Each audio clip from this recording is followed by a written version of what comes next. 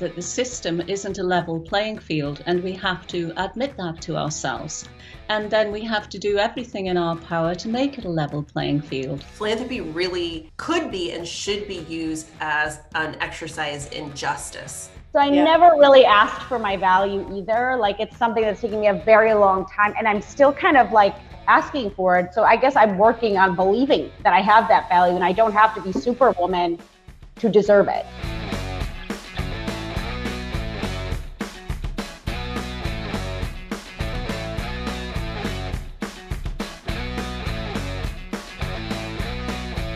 I know I'm not going to see a lot of me there, so I've got to give them no reason to say no. That also means that as women, and as Black women and as women, we add this extra pressure. I'm not going to say you don't need to do it, but we do add the extra pressure because we feel that we check every box, right? So that people can say that I truly meet the criteria. Women, entrepreneurship is the future of our country.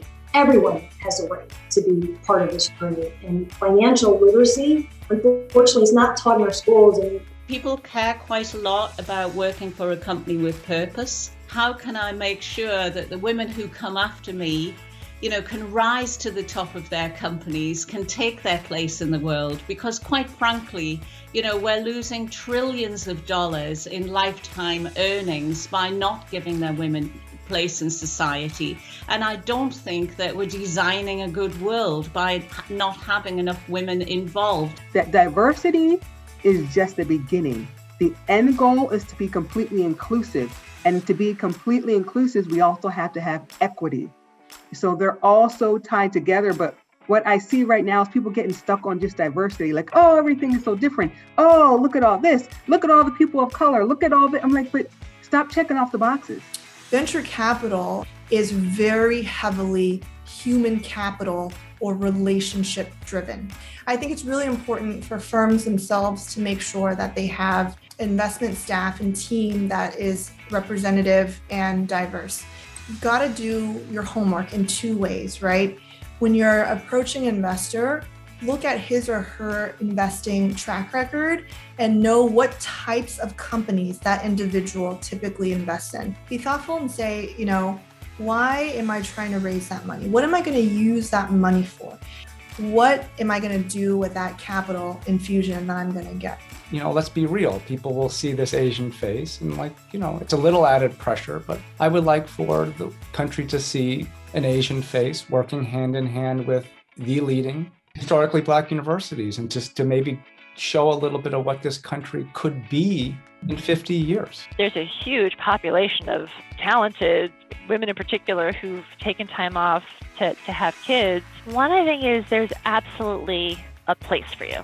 And I think increasingly you're going to be able to find people who look more like you than maybe I had. You always find the benefit in being different. Money is our number one source of stress, but when we take action on it, it's the number one driver of our confidence in the future, because women earn less, sadly, our salaries peak sooner, and we die later than men. Those three things mean if you're investing on average, which is what the whole street does, you risk running out of money. Wealth management is very much about financial planning and portfolio management, no doubt. When we stop listening, we stop learning. And that's when we can't possibly do a good job as wealth advisors. Or you can support a young person, give them some work experience, give them some opportunities to shadow you, or give them some work experience, or whatever it is.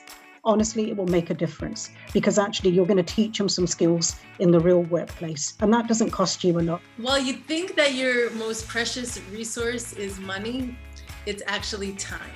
That's what you need to maximize for. A really critical part of being a founder is being able to sell whatever that is that you're selling, whether it's investing in your company, whether it's a partnership deal, whether it's your product, and that includes the mission to your team. You need a strong pitch before you do anything else, because you never know when you're going to tell people about your business. Financial advisors, what they do is get to know you and help you articulate what's important to you in life. Planning is what's critical. There are trade-offs.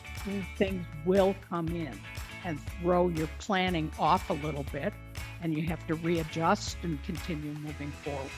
Crypto becomes a way to exchange money, buy goods. And I think we need to remove that shame too, and just say, like, most people really don't know a lot about investing, and there is no shame in asking a lot of questions about it, because the truth is the vast majority of Americans were not educated about how to invest.